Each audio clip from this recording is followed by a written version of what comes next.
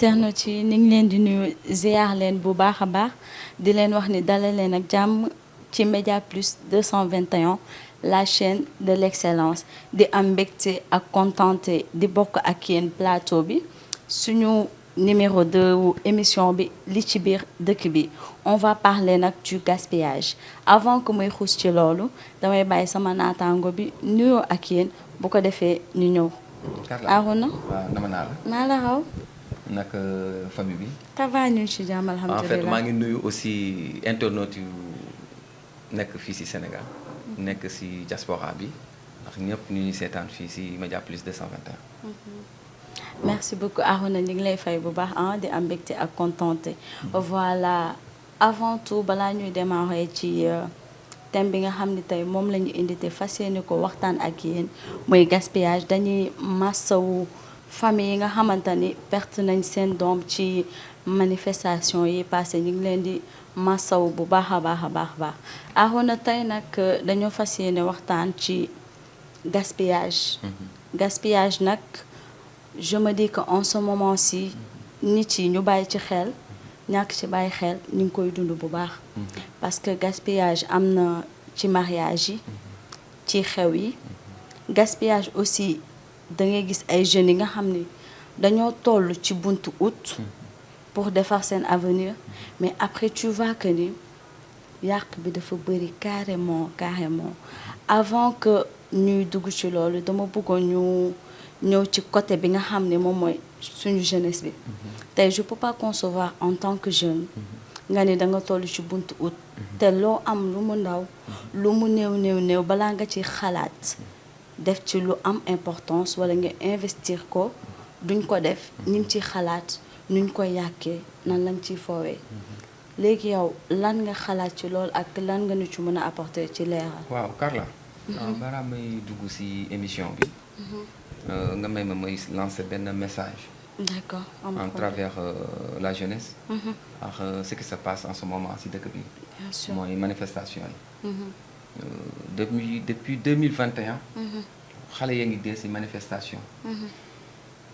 lu toll ni 21e siècle. fii ci Sénégal. on meurt parce que on veut manifester. c'est vraiment regrettable. waaw loolu daal laa amoon lu may lancer message. ci émission bi. voilà dugg nga ci thème bu am solo. gaspillage. gaspillage Sénégal. non sérieux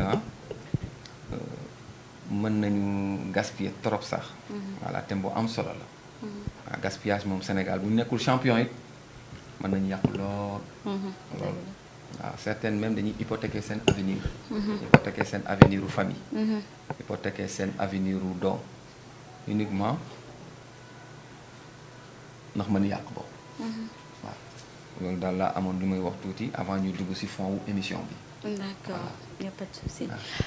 léegi man ce que je veux comprendre mooy tey jii nii suñu jeunesse bi on dit que tout le temps ki ñu fal ki ñu fi teg moom moo war a liggéey bu ko defee jeunes yi nekk ci dëkk bi mën a liggéey mais je me dis que avant ñuy ñëw ci ñooñu di leen taxer wala di leen wax loolu je pense que ni loolu dafa war a commencer ci ñun en tant que jeune parce que tey je peux pas concevoir tu es jeune am nga loo xam ne as tuut la mën nga ci investir parce que dara xëyul sotti mais tey mënuma comprendre tey lu ndaw loolu nga am nga dem di ko yàq ci ay futilité soit yaa ngi dem soirée soit nga dem louer sa AP tu es là-bas avec tes amis ngay ut ay chicha après toi tu retournes nga ni dëkk bi dafa metti liggéey amu fi nangu ñu ñoo jàppale le problème en ce moment si lan la exactement peut-être manque de confiance en soi la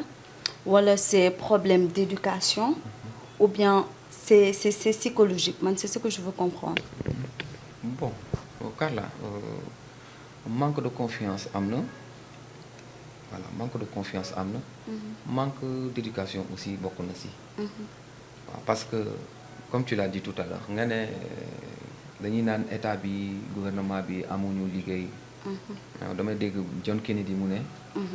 da ngay defal sa réew subaa mu delloo la ko. bien sûr.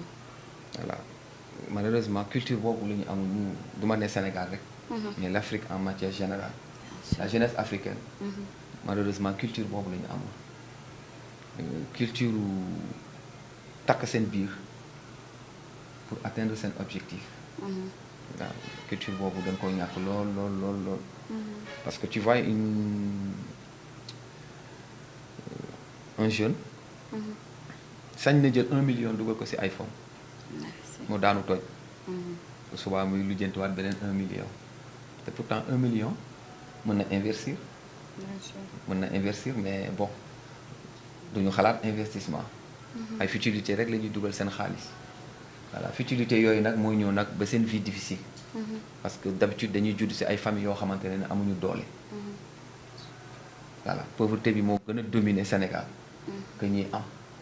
kon yow bu fekkee ni yow teg nga say pexe soit nga bokk ci natt soit nga am compte boo denc di doon denc dara di ci def ba am dara nga jékki-jékki saa xaalis googu tegu sa loxo tu n'as rien à penser lu dul jënd iPhone.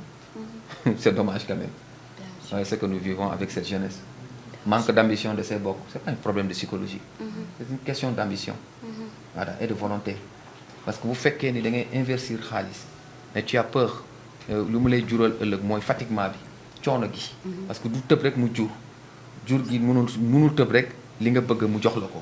il faudra que nga def benn sacrifice goo xamante ne ni loolu da lay permettre mu jur sacrifice bi mooy da ngay takk sa biir. li nga bëggoon da nga koy bàyyi.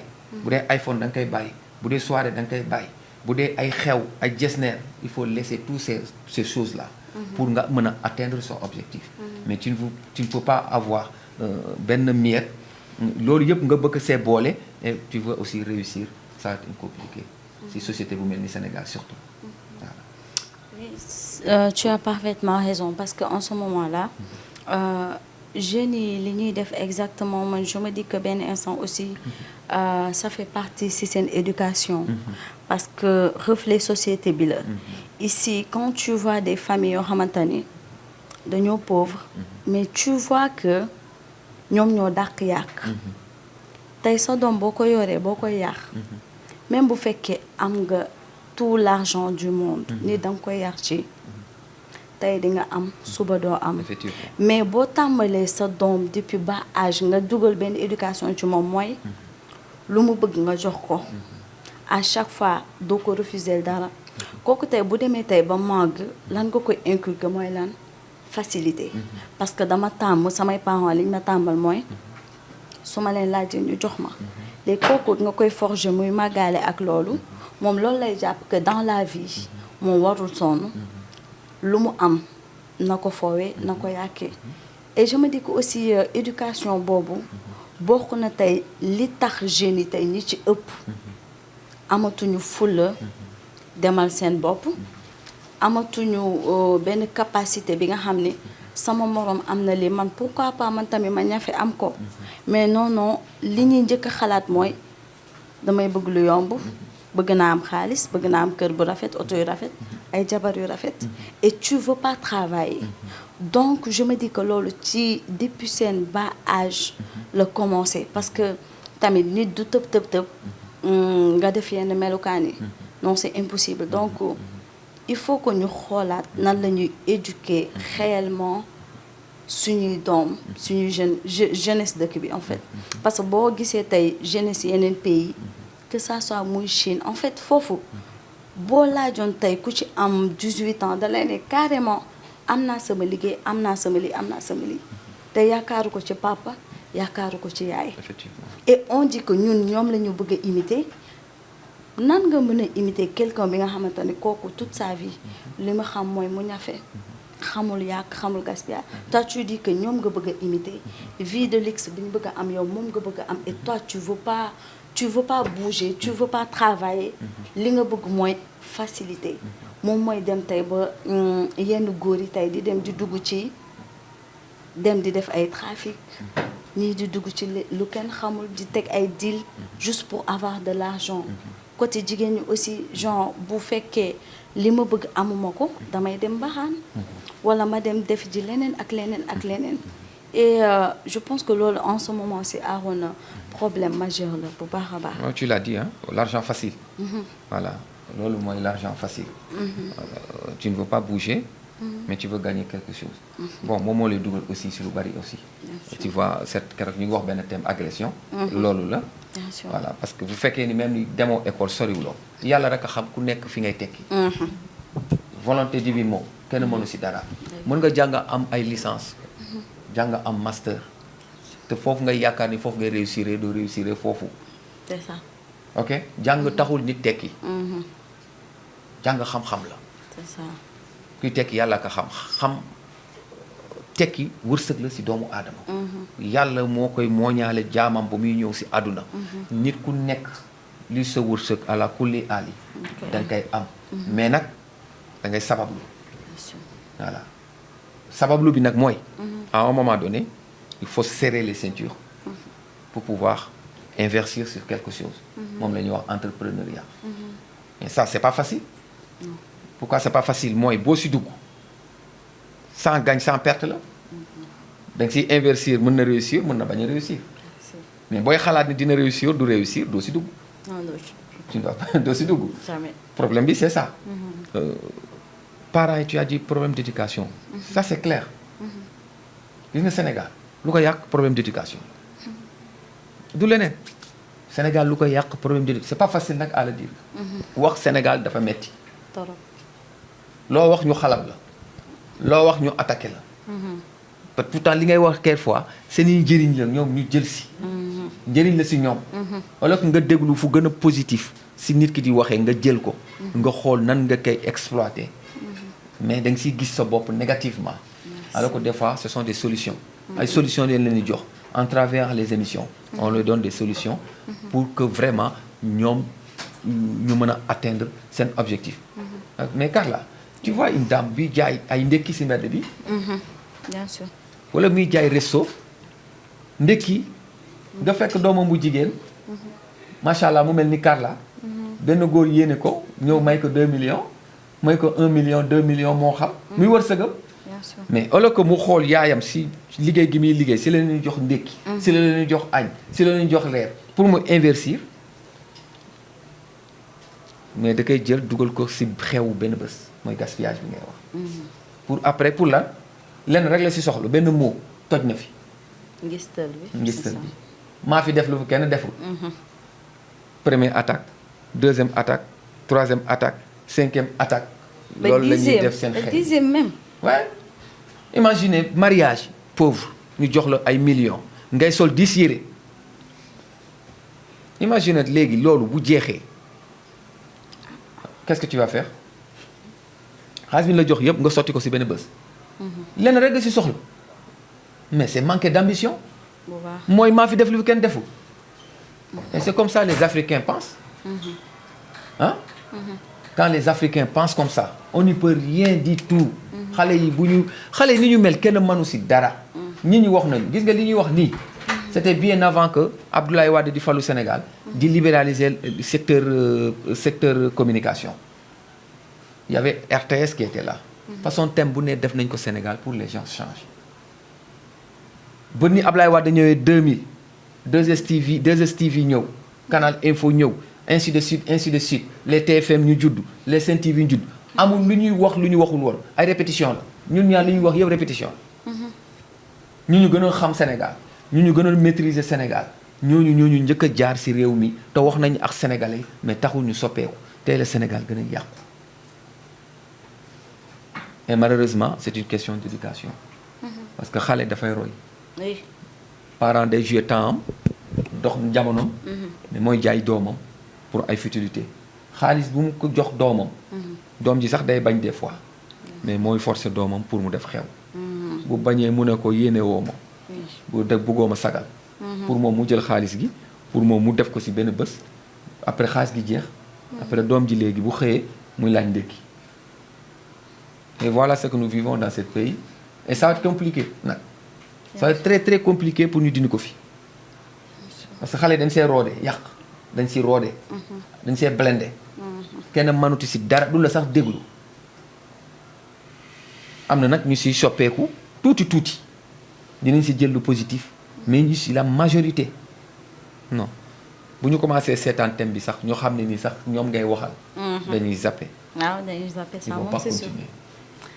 Ça moom c'est sûr franchement li nga wax aussi franchement tu as parfaitement raison parce que aussi éducation bi da ciy dox carrément tey bu noonu da nga pauvre yow sa nelaw matul pour que nga am ce 3 repas normal ndekki añ reer c'est tellement difficile et que nga am xew tu te permets tu prends des millions et des millions yoo xam da nga koy yàq de 1 de 2 sa kër melokaan bi mu mel ku fa dugg franchement yaramam dafay daw te ñi nga xam ne tey am nañu yor nañu ñooñu bu ñuy xew dañuy def xew bu simple parce que gis nga aaroona nit ki loo liggéeyul loo sonn mënoo xam njëriñam déedéet doo ko xam sax tey man mi dem tey liggéey ma xam ni fin du mois jot na sama salaire ma xam ni lii dama ci sonn carrément duma ko jël di ko dugal ci ay futilité man su ma ñëwee tey ma gis benn nit exemple ma yëkkati tey 200 000 may ko kooku liggéeyu ko xamul fuy metti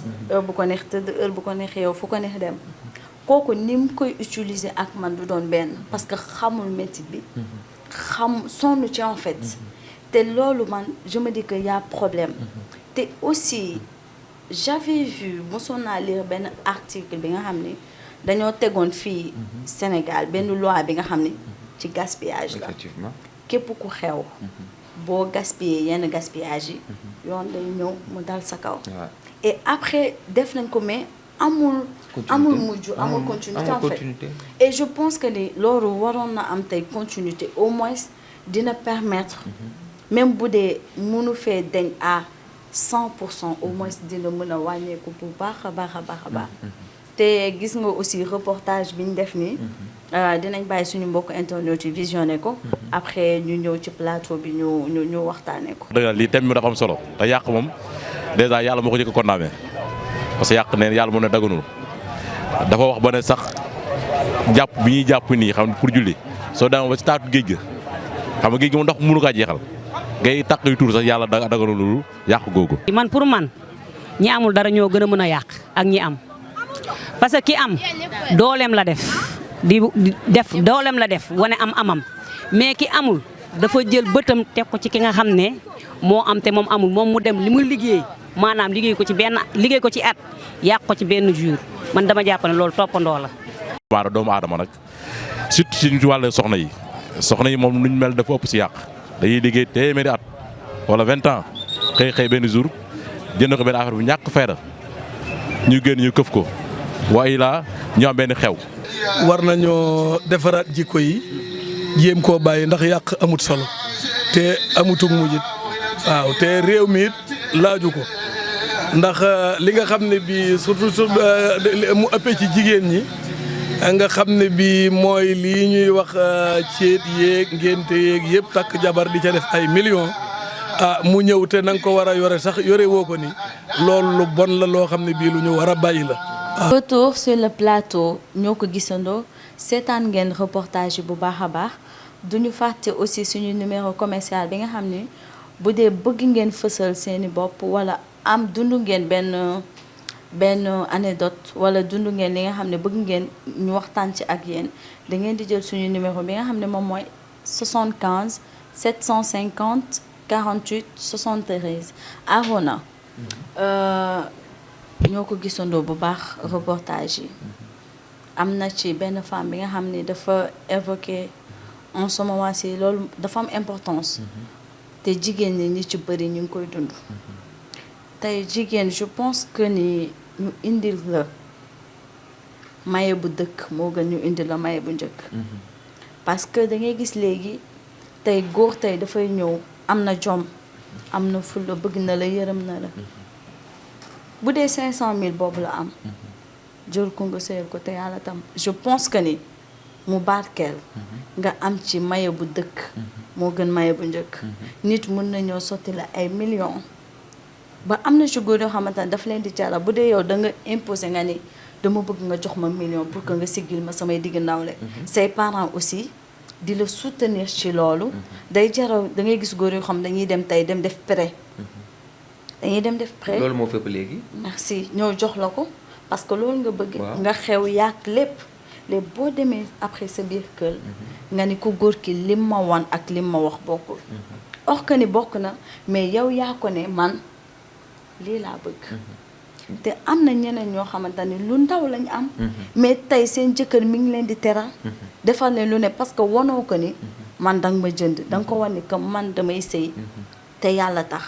te léegi xaalis boobu yow buñ la ko joxee tey. dañ ciy dem créer seen je pense ay anytime. anytime bi nga xam ne futilité la mooy maanaam tey. da ngay gis marié bi nga xam ne dafay imposer. ay xaritam. dañuy jël plus de 20 filles. accompagner la ngeen def seen duróole. jënd seeni accessoires. ut seeni bongoman. ut seeni décorateur. lu nekk ñu dugg ci. te dafa dem ba léegi sax yamatuñ ci anytime dafa dem ba dafa vulgaire. li nga xam ne te en tant que marié. nga war a sàmm sa bopp. nga ñëw tey publiquement. sa sutura ne. c'est merci beaucoup sa sutura ne. li nga xam ne sa diggante sa jëkkër rek merci nga exposé ko beaucoup si moo net ko bi. war a gis. léegi yow nga dem exposé ko ci kanamu invité yi. Effectivement. ci kanamu bongoman yi. après na je comprends pas yow phénomène boobu nan nga ko gisee. Bon, Carla, comme tu l'as dit, c'est une question d'éducation. du leneen. gis nga 500 000. 1 million. 250 000. 200 000. la ñu waxul ci sëy. sëy xaalis amu si pour takk jigéen. ñetti tranche la ñu wax. bien sûr. yaa may dégg. ñetti tranche la ñu wax. c'est pas parce que da ngaa maye 500 000 francs looloo tax 500 000 francs boobu moo tax sëy war a am. c'est pas parce que da nga maye 1 million moo tax 500 da ngay may gis ku maye 1 million bu demee jàkk ji 25 000 lay génnee ci can gi. am ñoo xamante ne ni 12 000 la ñuy génnee can. am na ñoo xamante ne ni 40 000 la ñuy génnee can. yàlla ba muy xam nga société boo xamante ne nii ñi ngay takk xamuñu lan mooy sëy xamuñu valeur u sëy. c'est normal ñuy xeeb 500 000. 500 000 bokkul ci sëy. non non yéene la rek. bien sûr. yéene nag mun naa toll nu mu toll. jàppal ni yéene la rek. mais nañ la takk yóbbu la ci kër. yori la yor gu rafet. mais moo gën ñu lay may benn 1 million. te boo demee ci biir kër gi boo xasee ba sëy boo bëggee 500 francs sax mënoo ko am. ñaata jigéen la ñuy may fii xaalis bu dul jeex ban leen di labat. te bu ñu xasee ba sëy ku ñu leb 100 francs mënuñu koo fay. non non parce que ku góor ki dootul def dara. bien sûr. et malheureusement yooyu la ñuy jaawale encore une fois sëy du xaalis. bu fekkee ni loolu lañ ci jublu pour gaspillage. du xaalis. que suñu diine santaan. voilà franchement. lu diine santaan la. sëy jaamu yàlla la. nag mais nag booy takk nit bu amul diine. mais da ngay sonn de jigéen booy seex góor gu amul diine. wala góor ngay takk jigéen ji amul diine. mais da ngay fatigué. bien sûr. kooku yoonam nekkul ci li ngay wax. waxul si yoonam nekkul yàlla lu mu wax waxul yoonam nekkul si yonent bi lu mu wax. bien sûr. kooku lenn moo ko intéressé mooy puukare. nit nag bu bëggee puukare nga ñëw dugg si moom. mais da ngay sonn. quant à nag seen edit xaw ma edit time la xaw ma edit time la xaw ma nu mu tudd xaw ma edit time lañ ko tuddee. man des fois je me pose des questions góor yi takk xale yi jigéen yooyu est-ce que ñoom dinañ gis vidéo yi seen jabar yi ñu takk ñuy def si edit time. merci beaucoup. parce que man su ma takkee jabar mu jël awraam exposé ko. si yeneen góor yoo xamante ne dañuy tëgg. ba pare di ko topp. su jour googu lay sëy bi di tas. man jigéen ju ma takk. ci góor am sa awra di génn. ñu def ko TikTok dootoo dugg si kër gi. ni ma lay takkee noonu laa lay fase. bu baax sax. parce que kooku bu duggee si kër kooku du la sëyal. du la jural doom yi barke. yëfu caaxaan la. edit time xaw ma edit time yëfu caaxaan la. Sénégal lu ñu dugg mu ëpp. tu l'as évoqué vulgarité bi ëpp. kese te anytime en fait c'est pas interdit. parce que bu ñu xoolee exactement anytime.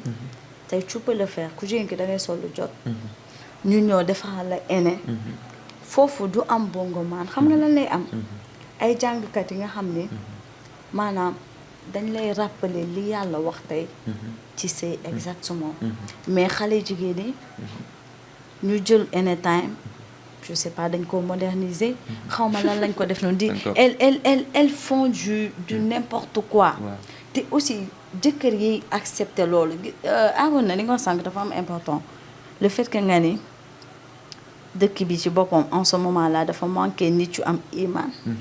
manqué na fi bu baax parce que tey jigéen ak noo mënti mel góor ak noo mënti mel bu dee am nga imaan teg nga ko ci yoon gis nga nit defal li nga mën waxal li nga mën bien sûr boo tëddee nga nelaw mais tey jigéen mënul ñëw tey nelaw dama bëgg ay millions yow mu jaral la nga dem di def ay prêt au nom de quoi bu dee moom jullit la nga war ko takk ci farata yàlla sunnas Muhammad Aarona joxe li ngay joxe can bi pare ci ku la ci mën sëyal mu sëyal la ci parce que sa diine loolu la la wax loolu la la permettre waxuñu la nag nga dem di joxe ji loo xamante ne après danga ko leb di dem di def ay anytime yoo xamante ce ne sont que des pires futilités teg ci vulgaire na amul en fait amul benn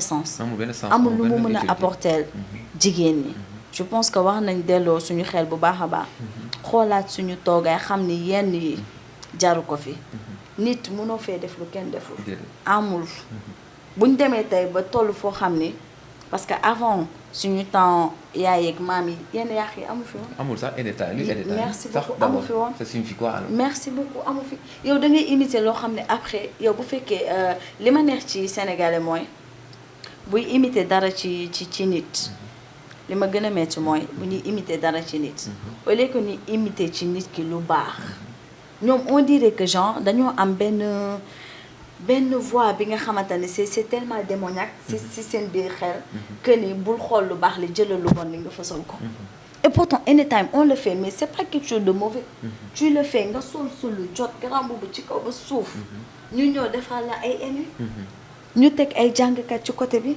mais dem na ba léegi sax jigéen ñi sax bu ñu leen di takk Aarona pour que nga ànd ak sa jëkkër ngeen dem jàkka ji ñu xutba leen amatul parce que ku góor ki mooy dem assister ku jigéen ki moom mi ngi salon mi ngi def lu kenn or que loolu avant bokkoon na tey ci base sëy dangay dem nga toog sa jëkkër toog ñu xutba la ngay dégg muy dégg mais léegi dem na ba yooyu noonu yëpp amatul ku góor ki mooy déglu loolu ku jigéen ki déggu loolu moom mi ngi dem ci ay futilité yoo xam ne amul benn njëriñ amul benn sens il faut que ma dem ñaw di si yére il faut que samay noon yi en fait gis nga nit di nga toll foo xam ne du question de noon de mais yow yaay sa noonu bopp parce que si tu penses que ni su ma fi defee lu kenn deful sama noonu dañ may reta adduna bi toll na foo xam nit yi amatuñ jotu kenn de nit yi am na nit yoo xam amuñu jotu kenn ñoo xam nga luñ gëm dem liggéeyi defar seen avenir lañ am mais nag kii toog di xalaat ni que man su ma ñawul di si yére sama noon yeeg sama nit en fait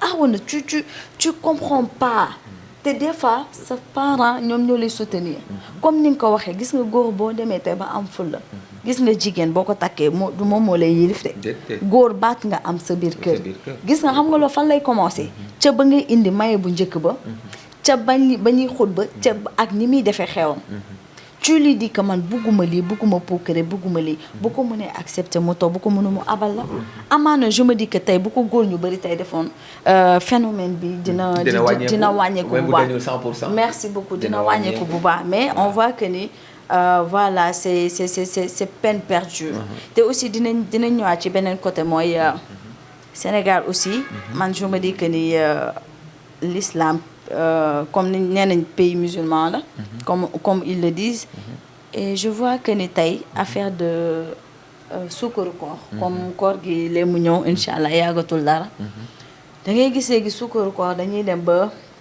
yow ku góor ki sa yaay day imposer sa jabar wala ay kii nan lañ ko xatee sax les belles filles là entre jigéen ñi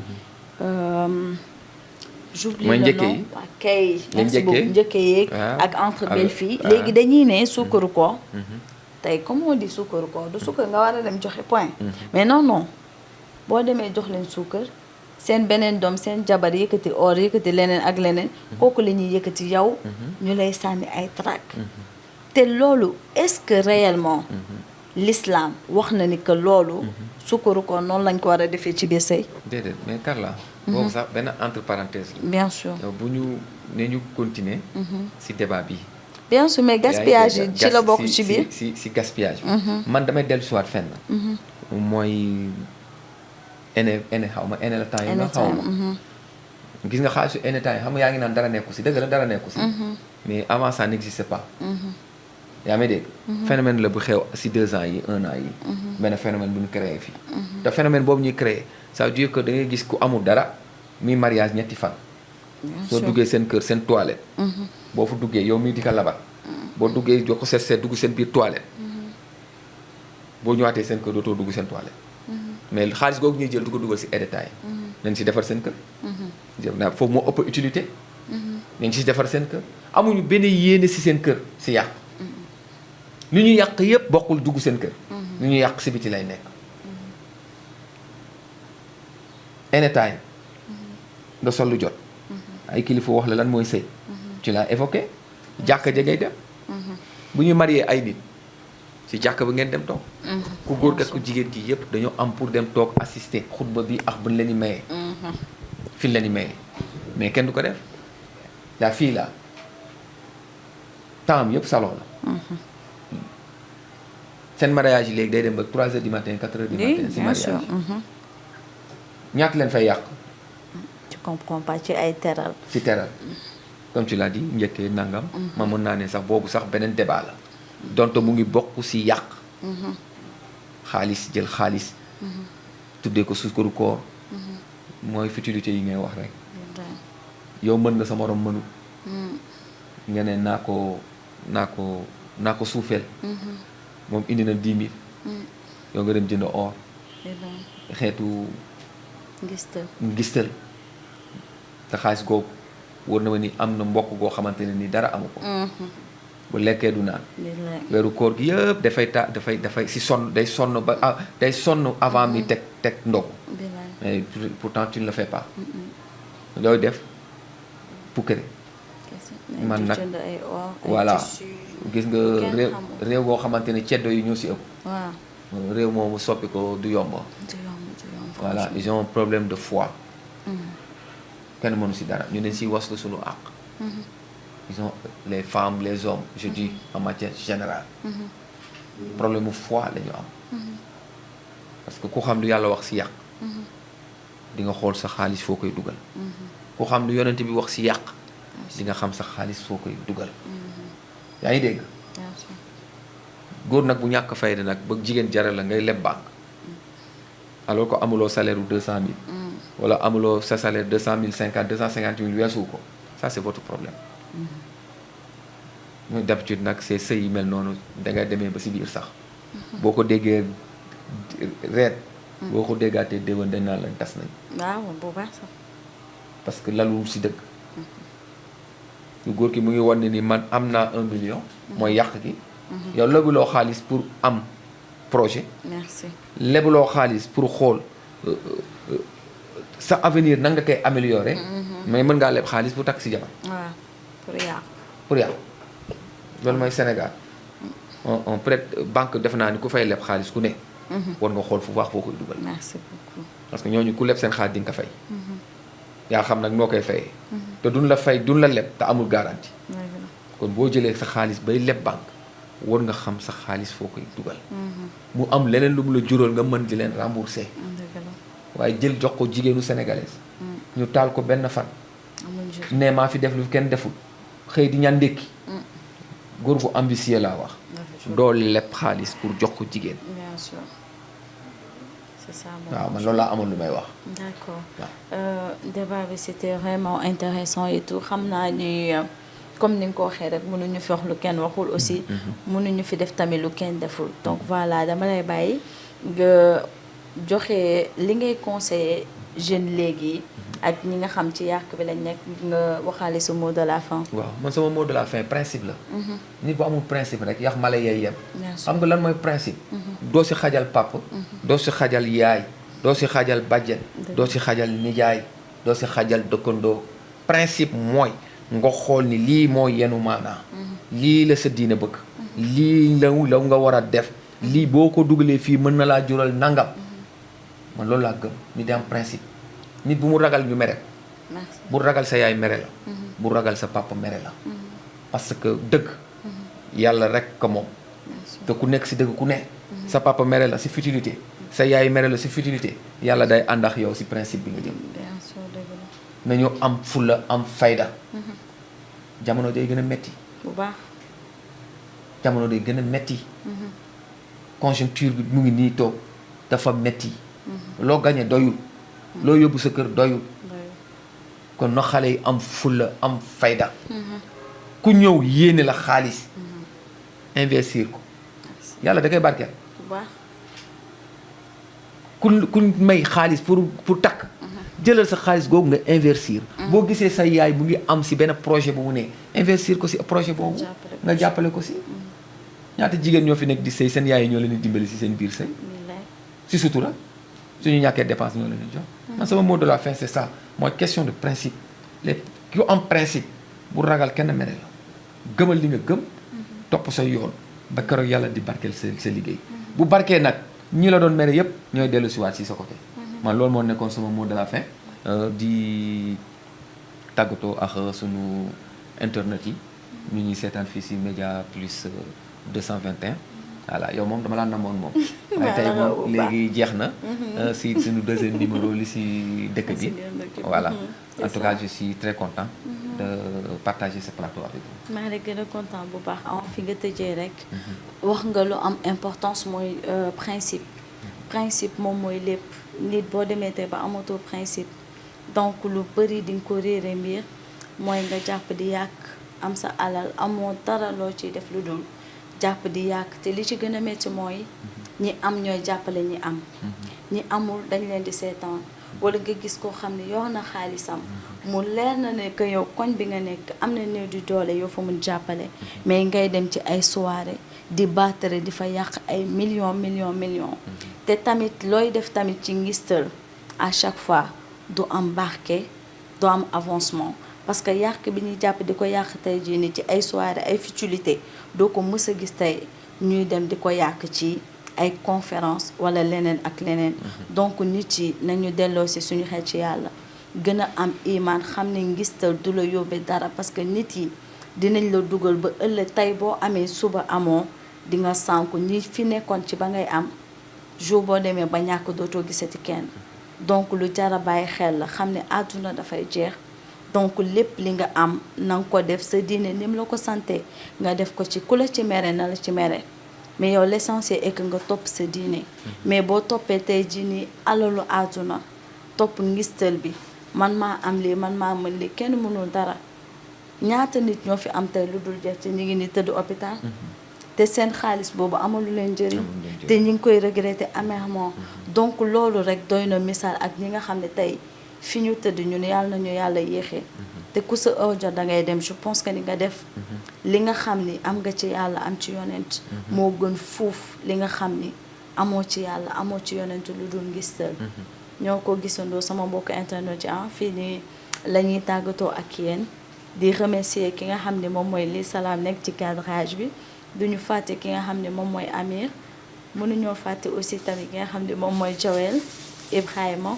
di nuyu maman maa ngi nuyu Mimi aussi duñu fàtte aussi borom kër gi bi nga xam ne moom mooy monsieur Dieng di nuyu bu baax a baax ki nga xam ne moom mooy Aaroon sama xarit bi macha allah développé na fi lu am importance donc di leen jox dig daje ak beneen numéro di remercier aussi groupe technique gu Média Plus bu leen fàtte suñu numéro commercial bi di 75 750 48 73 ñu ngi leen di jox dig daje ba beneen yoon merci beaucoup.